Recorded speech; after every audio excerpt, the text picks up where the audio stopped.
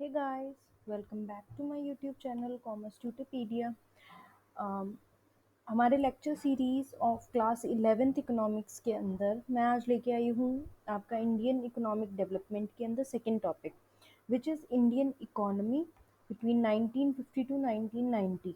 ठीक है, अब देखिए इसके अंदर ब्रीफ पढ़ लेते हैं हम लोग कि after studying this chapter the learners will come to know the goals of India's 5 year plan, know about the development policies in different sectors such as agriculture and industries from 1950 to 1990, learn to think about the merits and limitations of the regulated economy.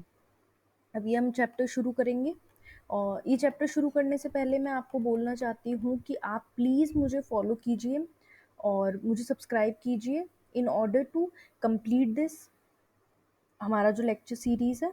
अगर आप मुझे support करेंगे तो मैं मतलब बहुत ज़्यादा moral support के साथ बहुत अच्छे से पढ़ाने की कोशिश करूँगी आपको, राइट। और दूसरी बात ये कि अगर मैं जो हूँ मैथ्स की और कॉमर्स की ऑनलाइन कोचिंग्स भी देती हूँ। अगर आप लोग इंटरेस्टेड हैं तो प्लीज़ उसे कमेंट बॉक्स के अंदर मुझे बता दीजिएगा and I will give you the link of my online classes. Commerce के अंदर मैं अकाउंट्स की फुल, ठीक है ना, up to M com level तक की, और सेकेंडली मैं नेट की और कॉलेज लेक्चरर, मैं इन दोनों की कोचिंग्स प्रोवाइड करवाती हूँ। तो अगर आप में से कोई भी इंटरेस्टेड हैं तो आप प्लीज़ मुझे कमेंट बॉक्स के अंदर उसका मैसेज छोड़ दीजिएगा। So let's start this second chapter. सबसे पहले हम शुरू करते हैं इसके इंट्रोडक्टरी पार्ट के ऊपर, ठीक है। तो आपका इंट्रोडक्टरी पार्ट बोलता है on 15 August 1947 India woke to a new dawn of freedom. Finally, we were master of our own destiny after some 200 years of British rule. The job of nation building was now in our own hands. अब कहने का मतलब ये पिछले class में हमने पढ़ा था कि कैसे ब्रिटिश रूल के टाइम पे क्या हालत थी इंडियन ब्रिटिश इंडिया की, है ना। अब ये जो हम चैप्टर पढ़ने जा रहे हैं इज आफ्टर दी, जब हमें आज़ादी मिल गई थी। अब इसके अंदर क्या हुआ, इंडियंस को खुद अपना अब फ्यूचर बिल्डअप करना था, ठीक है।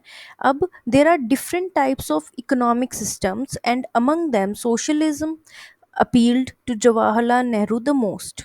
However, he was not in favor of the kind of socialism established in the former Soviet Union, where all the means of production, all the factors and farms in the country were owned by the government. वो इसके support में नहीं थे Jawaharlal Nehru. There was no private property. It is not possible in, एक second में इसको full page पे कर देती हूँ ताकि व्यू और सही रहे आपके लिए, ठीक है। It is not possible in the democracy like India for the government to change the ownership pattern of land and other properties of its citizens in the way that it was done in the former Soviet Union. इसीलिए क्या हुआ कि अब यहाँ पे possible ही नहीं था ये सब चीज़ें करना कि भाई आप सोशलिज्म फॉर्म ऑफ गवर्नमेंट अपनाओ, क्योंकि उसके अंदर क्या होता है, the ownership of capital and all the things, है ना, factors of production are in the hands of government. अब ये चीज़ यहाँ नहीं हो सकती थी। Nehru and many other leaders and thinkers of the newly independent India sought an alternative to the extreme version of capitalism and socialism. ठीक है, basically sympathizing with the socialist outlook, they found the,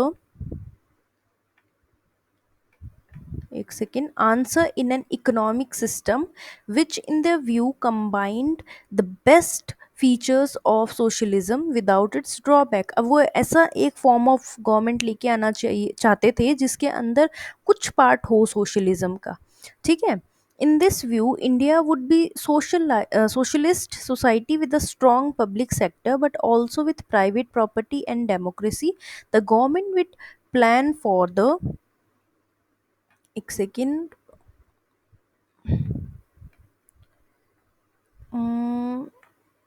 ये थोड़ा सा ना इसका देखना पड़ेगा, मेरा एक्चुअली जो माउस है वो थोड़ा सा अभी कम काम कर रहा है, तो I have to use the keys of laptop only. अच्छा, economy with the private sector being, अब देखो यहाँ पे ये चीज़ इंपॉर्टेंट है, the industrial policy resolution of 1948 and the directive principles of Indian constitution reflected this outlook. This outlook का मतलब वो चाहते थे कि सोशलिस्ट भी हो उसमें कैपिटलिस्ट भी, मतलब प्राइवेट सेक्टर की भी इन्वॉल्वमेंट हो, हर तरीके की चाहते थे। तो अब ये जो है इसका जो ये जो आउटलुक है was reflected in this 1948 industrial policy resolution and Indian constitution. इसी के हिसाब से 1950 के अंदर the planning commission was set up with the prime minister as its chairman. अब आते हैं हम लोग 5 ईयर प्लान्स के ऊपर। जो 5 ईयर प्लान्स हैं इसके ऊपर देखो, एक तो मैं एक चीज़ आपको बोलना चाहूँगी कि यहाँ पे एक चीज़ आई है, आपने अगर ध्यान दिया नहीं दिया मुझे पता नहीं। फाइव मतलब टाइप्स ऑफ इकोनॉमीज, अगर इसके बारे में मैं चाहती हूँ कि हम पढ़ लेते हैं। ठीक है, अब देखो, ये रहा types of economic systems. Every society has to answer three questions: what goods and services should be produced in the country, how should the goods and services be produce, कैसे प्रोड्यूस करेंगे, और how should the goods and services be distributed. अब ये जो one answer to this question depends upon the market forces, ये ऐसे बोलने की कोशिश कर रहा है, of demand and supply in a market economy also called capitalism. देखो, in market economy also called capitalism, only those consumer goods will be produced that are in demand, that is goods that can be sold profitably either in the domestic or in the foreign markets। ठीक है, अब ये चीज़ है, मतलब कहने का मतलब यही है आपका कि देखो, in capitalist society the goods produced are distributed among people not on the basis of what people need but on the basis of purchasing power. तो कैपिटलिस्ट सोसाइटी में क्या होता है कि कैपिटल मायने रखता है, कि जिसके पास पैसा है वो ही इज द किंग। ठीक है, तो इसीलिए एक तो ये फॉर्म ऑफ द गवर्नमेंट हो गई आपके पास, एक है socialist society. Socialist society answer the three question in a totally different manner. इसके अंदर क्या होता है, in a socialist society the government decides what goods are to be produced in accordance with the needs of the society. समझ में आ गया, कौन से गुड्स प्रोड्यूस करने हैं are accordance to the needs of the society. तो इसमें एक और चीज़ है कि it is assume that the government knows what is good for the people of the country, so the desire of individual consumers are not given much importance. Capitalist में capital जो जिसके पास पैसा है उसको देखा जा रहा है। सोशलिस्ट सोसाइटी के अंदर गवर्नमेंट अपने आप डिसाइड कर रहा है अपने हिसाब से कि बेस्ट क्या है सोसाइटी के लिए, इंडिविजुअल कंज्यूमर की कोई इसके अंदर वैल्यू नहीं की जा रही है। अब आते हैं mixed economy. Most economies are mixed economies, that is, the government and the market together answer the three questions of what to produce, how to produce, and how to distribute. यही India की economy क्या है, हमारे पास mixed economy है। इसके अंदर market forces और government दोनों मिलके डिसाइड करते हैं कि what to produce, how to produce, and how to distribute what is produced. I hope ये फॉर्म ऑफ गवर्नमेंट्स आपको क्लियर होंगी। अब आ जाते हैं हम अपने the goals of 5 year plan में। A plan should have some clearly specified goals. The goals of the 5 year plans were growth, modernisation, self reliance and equity. This does not mean that all the plans have given equal importance to these goals. Due to limited resources, a choice has been made in each plan about which um,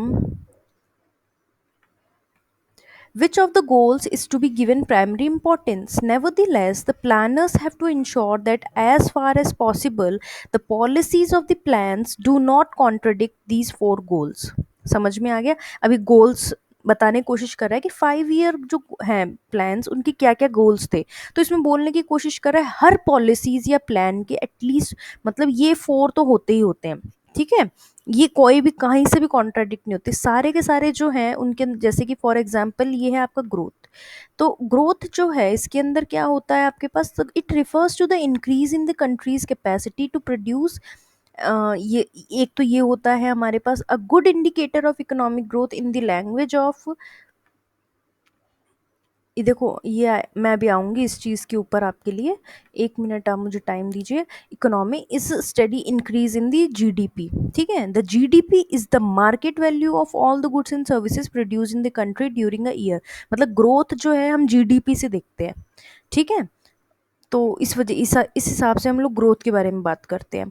अब it is necessary, अब देखो यहाँ पे you can think of the GDP as a cake. and growth is increasing the size of the cake. If the cake is larger, more people can enjoy it. देखो एक बहुत अच्छी चीज लिखी हुई है. It is necessary to produce more goods and services if the people of the India are to enjoy a more rich and varied life. ठीक है. अब आते हैं आगे. अगर ये ग्रोथ पूरा हो जाए फिर मैं ऊपर दिखाती हूँ कि क्या था आपके पास. The GDP of the country is derived from different sectors of the economy. अब मतलब जो भी आपके पास अलग अलग सेक्टर्स है which are namely agriculture, industry and service sector. The contribution made by each of these sector make up the structural composition of the economy. तो आपका ये चीज़ हो गया. अब फर्स्ट तो हमारे पास ये था कि हर एक प्लान का एक गोल तो होना चाहिए, वो है ग्रोथ. दूसरा होना चाहिए modernisation. In to increase the production of goods and services,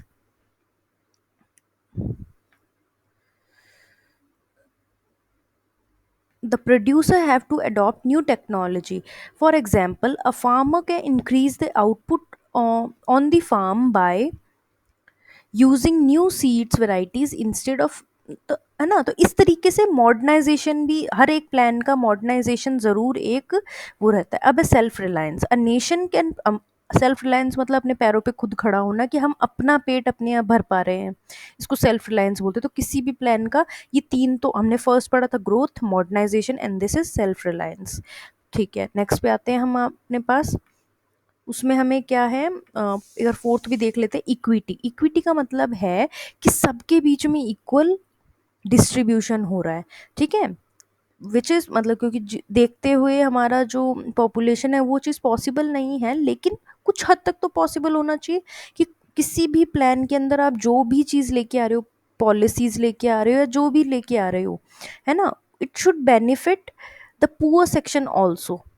ठीक है. उनको भी वो लाइफ इंजॉय करने का मौका मिलना चाहिए जो एक मिडिल क्लास या फिर रिच क्लास करता है. अब इसको एग्रीकल्चर वाले पॉइंट पे आने से पहले मैं आपको वो जो एक वो था वो ज़रूर दिखाना चाहूँगी. It is a very interesting. ये रहा. ये हैं आपके Mahalanobis. ठीक है. The architect of Indian planning. Many distinguished thinkers contributed to the formulation of India's 5-year plan. Among them, the name is the statistician Prashanta Chandra Mahalanobis stands out. Planning in the real sense of the term begin with the second 5-year plan. Second जो 5-year plan था, ठीक है. The second plan, a landmark contribution to development planning in general, let down the basic ideas regarding goals of Indian planning. ठीक है. This plan was based on the ideas of Mahalanobis. In that sense, he can be regarded as the architect of Indian planning. I hope ये चीज़ clear होगी. मैं क्यों ये चीज़ बता रही, इनकी फ़ोटो है, आप देख सकते हैं इनको. ठीक है. The planning in the real sense, ये तो हो गया क्या. ठीक है, ये हो चुका है हमारे पास. अब ये इनके बारे में दे रखा है. मेरे हिसाब से ये चीज़ पता होना चाहिए कि सेकंड 5-year प्लान को हम लोग महानलोबी प्लान भी बोलते हैं. ये इसके बारे में बता रखा है, इनके बारे में बता रखा है आपको. ठीक है. अब आते हैं अपने नेक्स्ट टॉपिक पे जो कि था एग्रीकल्चर. ठीक है. अब ये एग्रीकल्चर 5-year प्लान के अंदर किस तरीके से क्या है वो देख लेते हैं हम लोग. हमने ये चीज़ देखी हमारे पिछले टॉपिक के अंदर या पिछले चैप्टर के अंदर कि on the eve of independence agriculture की भी हालत सही नहीं थी. We were under the exploitative nature या फिर behaviour of British colonial rule. लेकिन अब उसके बाद हमारे जब हम लोग फ्री हो गए तो हमारे पास एक बहुत बड़ा टारगेट था कि हम हर तरीके से सेल्फ रिलायंस बन सकें, हर तरीके से हर एक सेक्टर को इंक्रीज कर सकें. Right. The policy maker of independent India had to address these issues which did not through land reforms and promoting the use of high yielding varieties. HYV seeds were introduced. Right.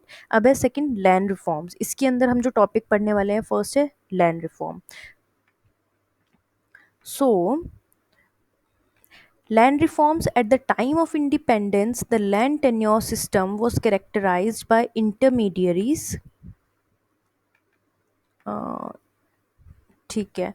Intermediaries who merely collected rent from the actual tillers of the soil without contributing towards improvement on the farm. The low productivity of the agriculture sector forced India to import goods from the United, मतलब इस समय ये हालत थी हमारी, ठीक है, इस चीज़ के अंदर दे रखा है। अब देखो यहाँ क्या है, just a year after the independence steps were taken to abolish intermediaries and to make the tillers the owners of the land. कहने का मतलब ये था कि पहले हमारे खुद की ज़मीन होने के बावजूद भी ब्रिटिश जो सरकार थी वो इतना एक्सप्लॉयटेशन करती थी कि वो खुद की ज़मीन होने के बावजूद भी वो क्या होते थे, एक लेबरर की तरह काम करते थे। लेकिन after the independence the first priority of the Indian government was to make the tillers the owners of the land, ठीक है। अब ये इन सब चीज देखो, the idea behind this move was that the ownership of land would give incentives to the tillers to invest in making improvements provided sufficient capital was made available to them. Land ceiling was another policy to promote equity in the agriculture sector. अब land ceiling क्या होता है, this means fixing the maximum size of the land which could be owned by the individual. अब ये चीज़ क्यों करी जाती थी, आई होप ये चीज़ क्लियर होगी कि लैंड सीलिंग क्या होती है। इसका मतलब ये होता है fixing the maximum size of land जो एक इंडिविजुअल ओन कर सकता है। अब इसके पीछे क्या था purpose, the purpose of land ceiling was to reduce the concentration of land ownership in a few hands. समझ में आ गया, ताकि मतलब एक्सप्लॉयटेशन कम हो सके। अब आगे हमारे पास the abolition of intermediaries meant that some 200 lakh tenants came into direct contact with the government, ठीक है। They were thus freed from being exploited by the zamindars. तो मतलब जमींदार जो थे उनका रोल एकदम ही ख़त्म कर दिया गया था, ताकि जो फार्मर्स हैं वो फ्री हो सके फ्रॉम द एक्सप्लॉयटेशन। अब ये यहाँ पे देखो, कंटिन्यू टू ओन द, ठीक है। अब बोल रहे थे कि कुछ लूप होल्स उस समय भी थे, ज़रूरी नहीं कि अगर ये इंट्रोड्यूस कर दे तो लूप होल्स ख़त्म हो गए, ये तो आज भी नहीं हो सकता। कोई भी पॉलिसीज बाद में बनती है उनके लूप होल्स पहले ही दिखाई देते, लोग बीच का रास्ता पहले ही निकाल लेते हैं, राइट। अब ये हर्डल्स फेस हुई थी इनके बारे में, अब जो मतलब प्रॉब्लम्स रहीं उनके बारे में यहाँ पे बताया हुआ है। इसके बाद आता है आपका ग्रीन रेवोल्यूशन। एग्रीकल्चर के अंदर एक ग्रीन रेवोल्यूशन तो डेफिनेटली एक पॉइंट बनता ही बनता है हमारे पास। At independence about 75% of the country's population was dependent on agriculture. Productivity in the agriculture sector was very low because of the use of old technology and the absence of required infrastructure for the vast majority of farmers. अब ये इसके बारे में एक introductory part था। अब देख लेते हैं कि आपका ग्रीन रेवोल्यूशन में हुआ क्या था आखिरकार। अब होता क्या था कि आप जानते हो कि एग्रीकल्चर बेस्ड इन कंट्री है इंडिया। अब इसके अंदर क्या होता था कि मॉनसून का जुआ भी कहा जाता था, अगर आपको पता हो तो, राइट। वो क्यों कहा जाता था, कब आए मानसून, कब बारिश हो कब नहीं हो, कोई वो नहीं था। If the monsoon fail short the farmers were in trouble unless they had access to irrigation facilities, है ना, जो कि कुछ ही लोगों के हाथ में थी।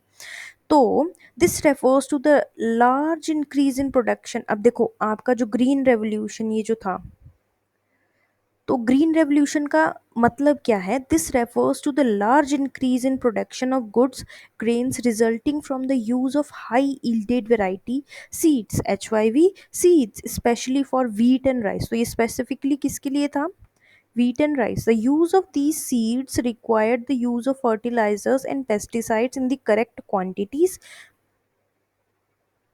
अब आगे आते हैं हमारे पास, तो आपको ये चीज़ समझ में आ गई होगी। The farmers who could benefit from HYV seeds required reliable irrigation facilities as well as the financial resources to purchase fertilisers and pesticides.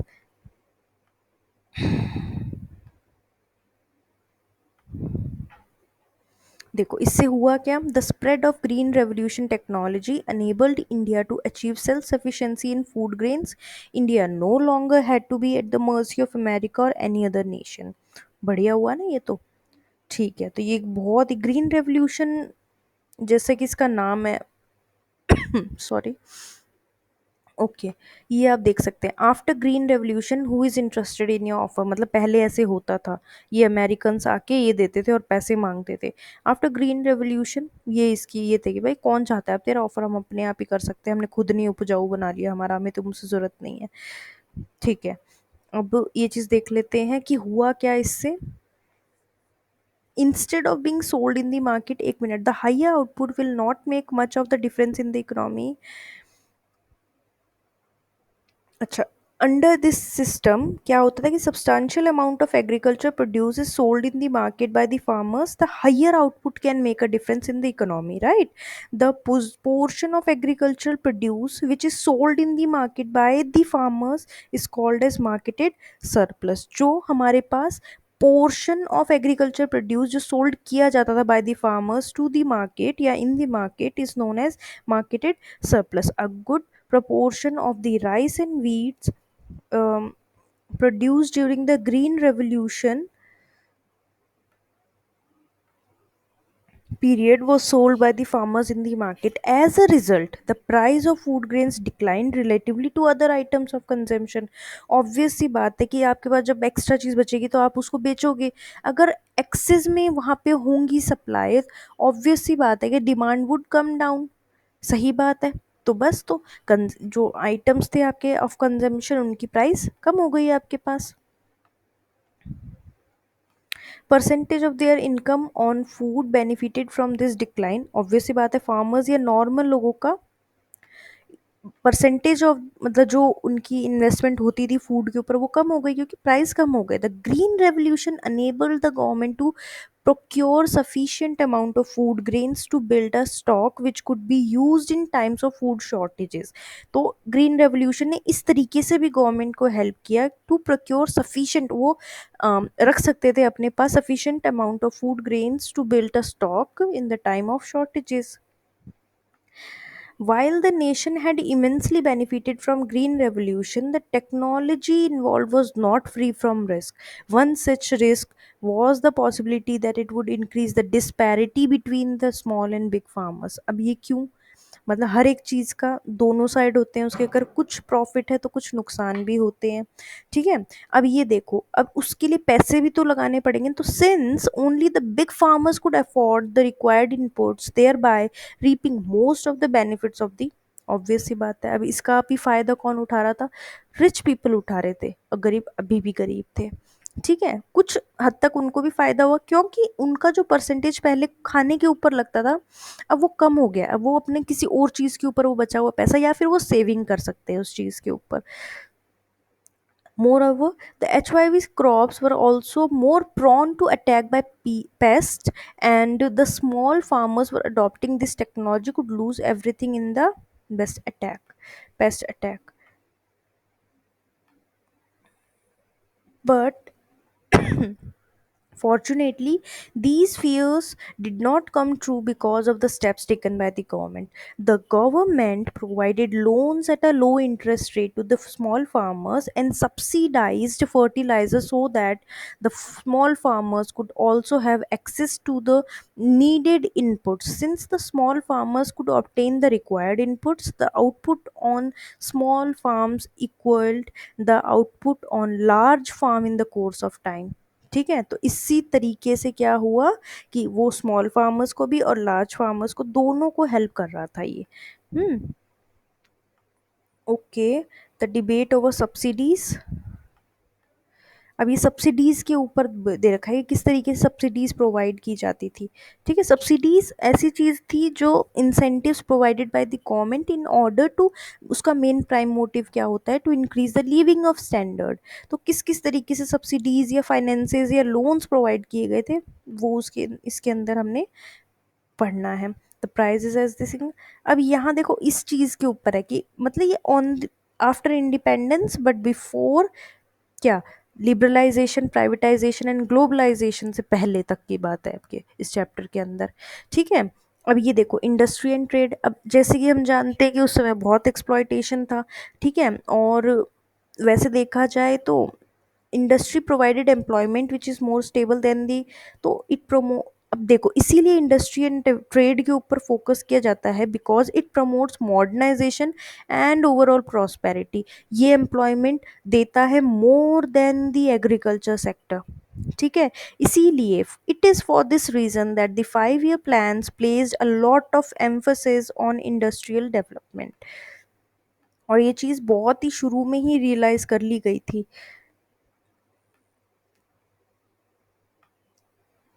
ये आपका देख लेते हैं। अब देखो, लार्जली जो आपकी टेक्सटाइल जो इंडस्ट्रीज थी वो largely confined to cotton and textiles and jute, जो हमने पिछले चैप्टर में भी पढ़ा था।